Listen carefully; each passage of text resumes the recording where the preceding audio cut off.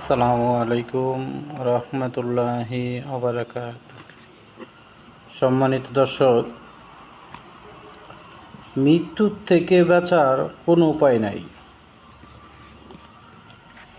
যেহেতু মৃত্যুর থেকে বাঁচার কোনো উপায় নেই, সেক্ষেত্রে আসুন আমরা সবাই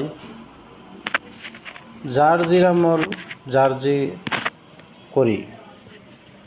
5 ওয়াক্ত নামাজ জামাতের সহিত আদায় করার চেষ্টা করি। টাকা পয়সা ধন সম্পদ কারোর সাথে যাবে না। আসুন সবাই জারজিরামল কুসান।